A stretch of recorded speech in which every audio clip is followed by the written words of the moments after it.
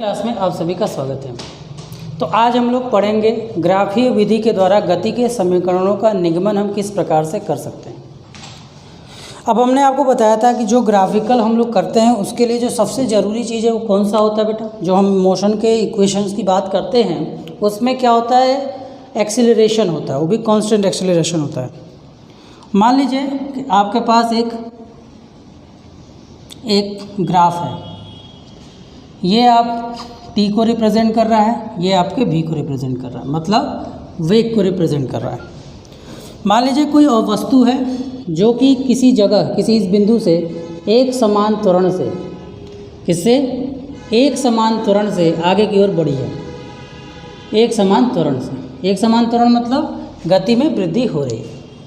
तो अगर मान लीजिए उसने क्या किया, इस बिंदु पर से शुरुआत की, मतलब इस वेलोसिटी के कुछ बिंदु पर उसके पास कुछ वेलोसिटी था।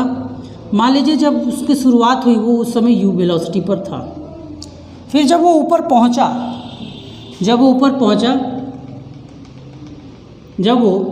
पहुंचा उस समय जो उसकी वेलोसिटी होगी, मान लीजिए उस समय उसकी जो वेलोसिटी थी वो आपकी u थी। मान लीजिए अच्छा u थी अब, और उस समय मान लीजिए इसकी वेलोसिटी कितनी थी बेटा, v थी।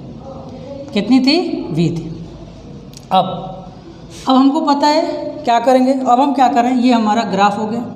अब हम इसमें क्या कर रहे हैं, एक सिंपल सा एक डॉट ऐसे नीचे ला रहे हैं, एक सिंपल सा ऐसे ला रहे हैं कि हमें पता चल जाए कि इसके लिए टाइम ट्रेवल कितना लगा। ठीक है, इसके लिए मान लीजिए यहाँ से यहाँ तक का जो टाइम लगा वो आपका t है। यहाँ से यहाँ तक का जो टाइम लगा वो आपका t है। इसके अलावा हम एक और पॉइंट ऐसे ड्रॉ करें ताकि दो फिगर अलग अलग हो जाए।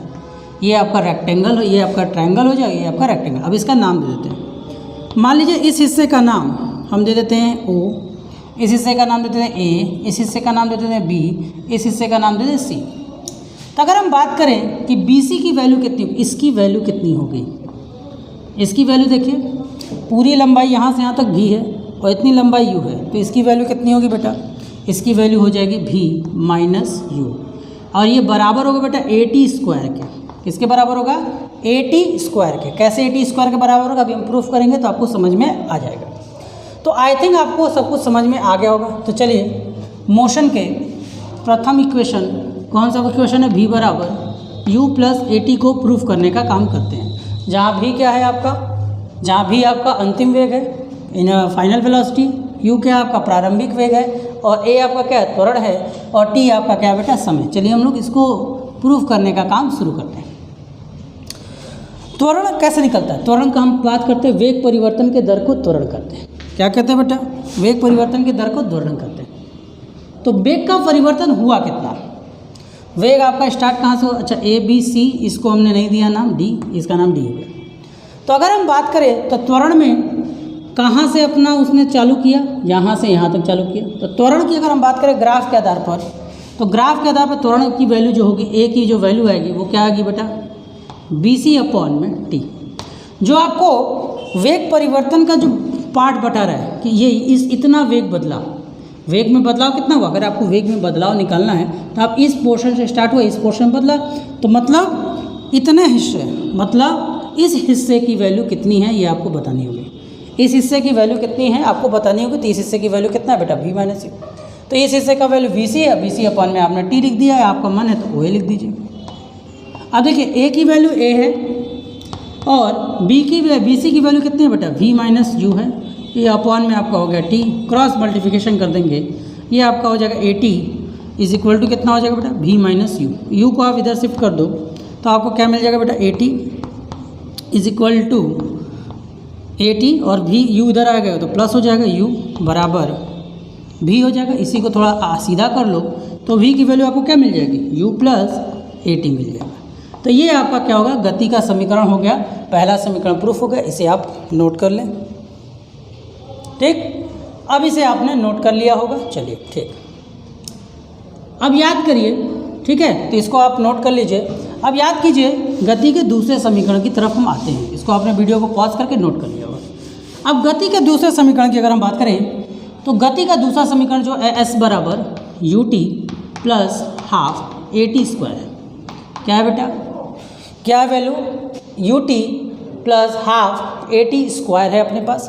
अब देखिए आपने जो पहला इक्वेशन देखा था, ये आपको याद होगा क्या देखा था, v is equal to U plus A T देखा था।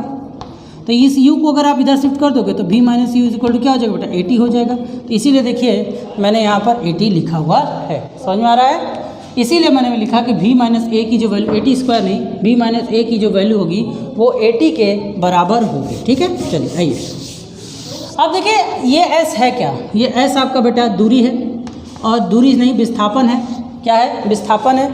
और याद करिए जब हम ग्राफ पढ़ा रहे थे तो उसमें हमने बोला था कि अगर आपका वी ग्राफ है, मतलब वेग समय ग्राफ है, तो उसमें अगर आपको विस्थापन निकालना है तो दिए हुए पार्ट का क्षेत्रफल निकाल लीजिए। मतलब आपको इस पूरे पार्ट का क्या निकालना है, इस पूरे पार्ट का आपको क्षेत्रफल निकालना है। तो अब आपको क्या करना है, इसके लिए हम चलते हैं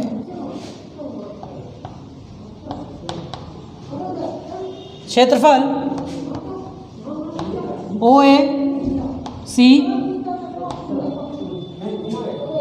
डी। चलिए अब इसका क्षेत्रफल कैसे निकाल, अब देखिए इसके दो पार्ट हैं, इसके दो पार्ट है, एक पार्ट ये है, एक पार्ट ये है, एक पार्ट आपका ये है और दूसरा पार्ट आपका क्या है। तो अब आपने देखा कि इसका क्षेत्रफल निकाला होगा। अब इस क्षेत्रफल के दो भाग हैं, एक आपका त्रिभुज का भाग है और एक आपका आयत का भाग है। तो अगर हम इसके क्षेत्रफल को निकालें तो ये क्षेत्रफल जो होगा वो किसके बराबर होगा, यही जो क्षेत्रफल हम निकालेंगे यही क्षेत्रफल आपका बेटा एस को डिफाइन करेगा, दूरी को डिफाइन करेगा। अब इस क्षेत्रफल पे देखिए आपके दो फिगर हैं, कौन कौन से, दो फिगर, एक आपका त्रिभुज का है और एक आपका आयत का है, मतलब रेक्टेंगल का है और एक ट्रायंगल का है। तो अगर हम इसको हम ऐसे लिखें, क्षेत्रफल बी सी डी प्लस क्षेत्रफल ओ ए बी डी अगर हम करें तो देखिए ए बी सी डी का क्षेत्रफल की बात करें तो त्रिभुज है, और त्रिभुज के क्षेत्रफल का फॉर्मूला क्या होता है, 1/2 आधार गुणे ऊंचाई। तो चलिए 1/2 हो गया आधार, इसका आधार क्या है बेटा, डी बी के बराबर है। इसका आधार किसके बराबर है, डी बी के बराबर है। और इसकी जो ऊंचाई है, जो इसकी ऊंचाई है ट्रायंगल की, इस ट्रायंगल की बात रखें तो BC है, कितनी है, BC है। प्लस आयत की बात करें तो आयत का क्या होता है, लंबाई गुणे चौड़ाई। लंबाई कितनी बेटा, U है, चौड़ाई कितनी है आपका, लंबाई आपका T है, चौड़ाई आपका U है। तो अब इसको देखिए, इसको क्या लिख सकते हैं बेटा हम, OD इंटू OA लिख सकते हैं। अब देखिए सबकी वैल्यू पुट कीजिए, S की वैल्यू कितनी हो जा रही है, अब आपकी S की वैल्यू हो जा रही है 1/2, क्या हो जा रही है 1/2। dB की वैल्यू कितनी है बेटा, आपके पास v माइनस यू भी और AT भी। AT कैसे है मैंने आपको समझाया मोशन के फर्स्ट इक्वेशन कारण, तो हम यहाँ पे AT लिख दे रहे हैं। क्या लिख दे रहे हैं, AT लिख दे रहे हैं। अब आपका क्या बेटा BC, B से C, सॉरी dB, अच्छा BC की वैल्यू देखिए यहाँ पे जो हमने लिख दिया है AT जो है वो BC की वैल्यू है, और dB की वैल्यू देखिए OA और dB आपस में क्या बराबर है, तो इसकी वैल्यू भी T है, तो इसकी भी वैल्यू क्या होगी आपके लिए, T ही होगी। तो यहाँ पे आपका एक और T था और एक और T आ गया। प्लस OD, अगर हम बात करें OD की वैल्यू कितनी है बेटा, U है, और OD की वैल्यू U है, और OA की वैल्यू कितनी है बेटा, T। अब देखिए आपका क्या हो गया, अब सीधा कर लेते हैं। तो S की वैल्यू आपको क्या दिख रही है, UT को हमने पहले लिख दिया, UT हो गया, प्लस 1/2 A और T का T से मल्टीप्लाई हुआ तो क्या हो गया, AT स्क्वायर हो गया। तो इस तरह से मोशन के हमारे पास दूसरा इक्वेशन हमने निकाल लिया, जिसकी वैल्यू कितनी है, S बराबर UT plus half AT square. इसे जल्दी से कर लें आप नोट,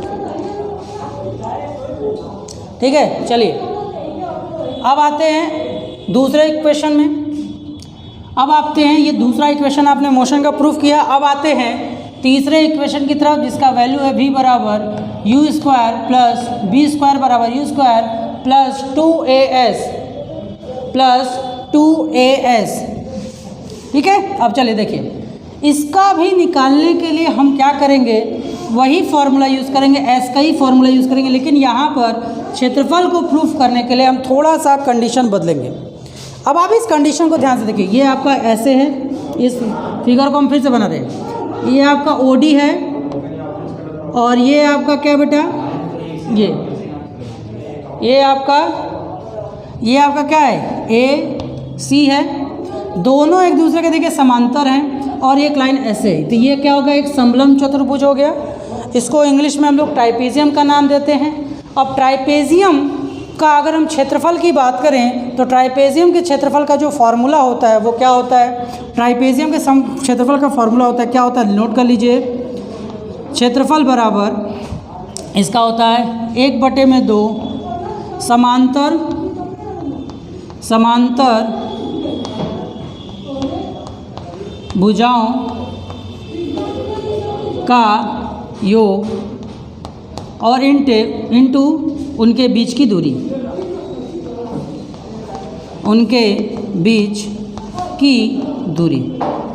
बात समझ में आ रहा है? क्या होता है, समांतर भुजाओं का योगफल इंटू उनके बीच की दूरी। चलिए इसी फॉर्मूले का प्रयोग कर हम लोग क्या करते हैं, इसको सॉल्व करने की कोशिश करते हैं। वीडियो पॉज कर लीजिए, ठीक है। चलिए इसको निकालते हैं हम लोग, ठीक है। तो अब हम इसका क्षेत्रफल का फॉर्मूला इसके आधार पर यूज़ करेंगे। तो क्षेत्रफल के फॉर्मूले की बात करें तो 1/2 हो गया। समांतर भुजाएं, इसमें समांतर भुजाएं कौन कौन सी बेटा, इसमें समांतर भुजा आपकी ये वाली है और ये वाली है। इस वाले की वैल्यू क्या बेटा, OD है, और इस वाले की वैल्यू क्या बेटा, OC है। क्या है, OC है। और इनके बीच की लंबवत दूरी की अगर हम बात करें, इनके बीच की दूरी की बात करें तो वो आपका बेटा क्या है, OA है। अब देखिए ध्यान से, अब आइए 1/2, इसका वैल्यू आपको पता है S है। 1/2 OD, O से D की वैल्यू क्या बेटा, U है, U पुट कर दीजिए। O से C की वैल्यू, OC लिख दिया, AC होगा ये, AC होगा। A से C की वैल्यू मतलब यहाँ से यहाँ तक की वैल्यू कितनी है बेटा, V है। यहाँ से यहाँ तक की वैल्यू क्या है बेटा, V है। और OA की वैल्यू T है। अब आप तीसरा इक्वेशन को ध्यान से देखिए। जब आप थर्ड इक्वेशन को आप ध्यान से देखेंगे तो उस इक्वेशन में T की कोई ज़रूरत है नहीं है, T है ही नहीं। इस समीकरण को अगर आप ध्यान से देखेंगे तो इस समीकरण में T है ही नहीं, तो यहाँ से हमें T हटाना पड़ेगा। अब देखिए यहाँ पे V बराबर U प्लस AT से अगर हम सॉल्व करेंगे, इसको इधर ले आएंगे तो आपका V माइनस U अपॉन में A बराबर हो जाएगा आपका T। कैसे हो जाएगा, चलिए समझिए। चलिए अब डायरेक्ट नहीं करें, एक लाइन बढ़ा दे रहे हैं। तो ये आपका AT हो जाएगा। A अब इसके डिवाइड में आएगा कि नहीं आएगा, तो यहाँ पे आपका A हो गया और यहाँ पे आपका T हो गया। मतलब T की जगह पर हम इस वैल्यू को लिख सकते हैं।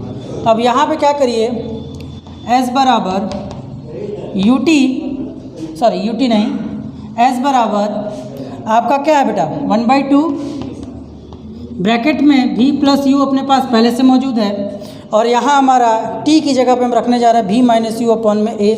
T की जगह क्या रखने जा रहे हैं, V माइनस U अपॉन में A।